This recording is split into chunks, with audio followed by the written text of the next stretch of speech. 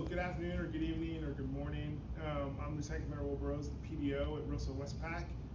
My name is Lieutenant Colette Tolbert. I am a Command Services Attorney here at Russell Westpac. And we're here to talk to you for the LNPDT for Detachment for Cause, courtesy of Ellen Long.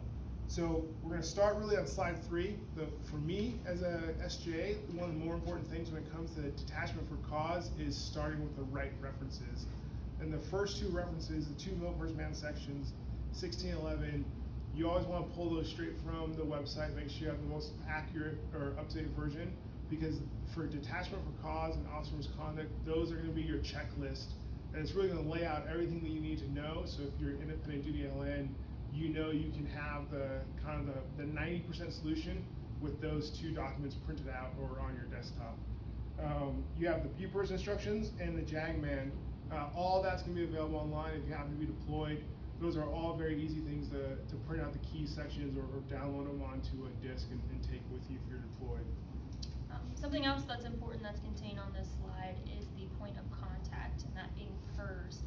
If there's any questions that you don't know the answer to, or if you need any help with that process, PERS is definitely your point of contact. And indeed, PERS is a required notice prior to initiating any DFC paperwork. So I always email PERS whenever I have questions, so you should feel free to contact them if you are going through or walking your CO through the DFC process and any questions come up that you can't answer just based off these references. And we're just going to talk today about the DFC for officers. There is another section for DFC for senior enlisted E7s through E9 that is right below this on the military man website. But today we're just going to focus on officer-specific misconduct. And so I want to bring your attention to slide 5. So slides 5 and 6 walk through the bases or the grounds for detachment for cause for officers. And so this isn't something that a CO can decide, I don't like this person, I want them out of my command. There needs to be a basis for that detachment for cause. So this is pulled straight from the military man, and it walks you through those specific reasons why a DFC can be initiated or requested by a commanding officer. So why are the LNs learning about officer misconduct and detachment for cause? Well, you have a lot of independent duty LNs and you have a lot of LNs who are on SJA staffs. But you also have LNs in the DSOs who are going to be able to kind of sharpshoot anything we do wrong as the SJAs or the independent duty legal men. And it's really important that every time you look at a DFC package or letter that you start with the references and actually step by step and look to see, did the CO do everything correctly? As the SJA or the LN providing advice to the CO, you want to slow down. And I think the most important thing is, no matter what the officer did, you have time to get the DFC paperwork correct, and that's really important. And like Lieutenant Tolbert said, the first step is probably notifying PERS and then starting the paperwork. And PERS will do a great job of helping you, but don't be afraid to reach out to your ISIC chain of command or the next SJA up the chain of command to make sure you do it right.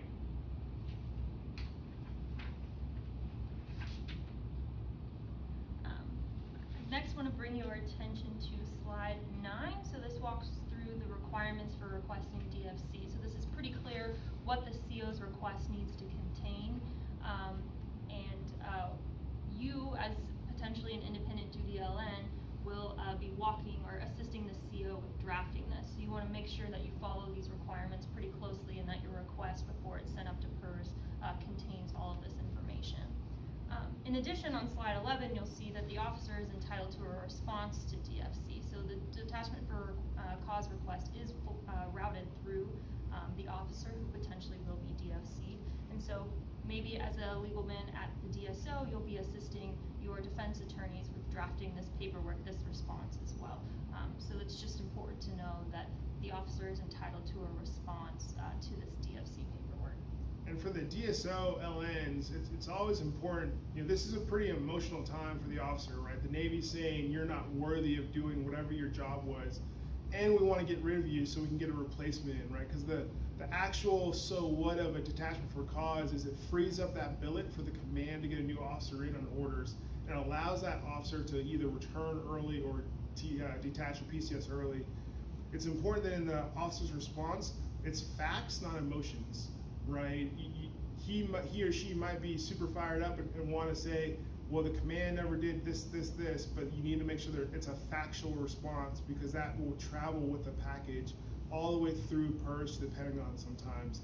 And then, the one thing that you may not know is, right, so if an officer's record is flagged and it creates the misconduct flag or the DFC flag, that folder of that officer may actually make it all the way up to the 3-star JAG, and they're gonna ask who was the SJ who did the initial advice, and they're gonna read the letters. So you might not realize, but the stuff you work on today in 2 years, when it makes its way to the Pentagon, or a year, may still be reviewed by the 2-star and 3-star JAGs in the Navy. It's important. So the last thing I think we're going to talk about off the slides is slide 12, when DFCs are not appropriate, and that's really talks to about speaking truth to your commander or truth to your clients. Just because they want to DFC someone, it may not be the right answer. If you think you're about to have a disagreement, or you think that the command is making the wrong decision, that's when you definitely want to either talk to your LN chain of command or your LN kind of legal network, or find the SGA at your higher headquarters if you're an independent duty legal man, and have that conversation to make sure you have that backup, and to make sure you're providing the correct advice to that commander so he can make the right decision. It's also it's important to know the potential ramifications of the DFC. So one could be ultimately the DFC is granted and that officer is removed from their job and someone new will come in. Another potential ramification or outcome of that would be a board of inquiry, that they be required to show cause for retention in the United States Navy. So basically through a DFC request, a commanding officer is saying, this person's not good enough for my ship. And in that DFC request, they need to put show cause language in, whether they believe that this person should have to show cause for retention. And oftentimes CO will want that person to stay in the Navy. They're not right for my ship, but they may be right for another ship. And so when PERS gets that language, they're a little confused about why someone may be wrong for this ship, but right for another ship. And so it's important that you explain that to your CO, that through this DFC, potentially a board of inquiry will be coming down, whether the CO requests it or not. Lamont, any other questions you think we should answer? If there's anything else you can think of that maybe in a way that a LN can help you through this process, I mean. Yeah, so for me as an SJ who's been on a staff before with an LN, I need the LN to provide the backup that we're following the rules the right way. Typically a DFC, it's emotional for the officer, but it's most likely also going to be emotional for the commander, right? Something is broken between the trust and confidence, or the officer has done something to warrant the DFC. If you're on the SJ side, DSO side might say no, the commander's just being overzealous, but either way, right, something happened and that commander doesn't want the officer in the command. And so really as the legal office, the JAG and the LN, you want to make sure that you're taking all the emotions out of everything, right? You want to make sure that the commander's request to PERS isn't filled with emotional language, right? And sometimes the JAGs may not always catch all the varies or earlies, or this officer's really bad. You can just say the officer's not performing at their performance metrics, or here's the letter of instruction. So trying to take out all that bad language, and sometimes, or all the emotional flowery language, is something where LN can step in, but also, it always changes, and I think, kind of being humble enough to always go back to the references on DFCs is something you should always be doing. All right. My final thought would just be, if you're an independent duty LN, don't feel afraid to reach out to PERS or maybe some of the other SJs in the area. And then if you are a legal man who works with either an SJ or a defense attorney, just be willing and ready to help through that process. Okay. Thanks, enjoy your training. Thank you.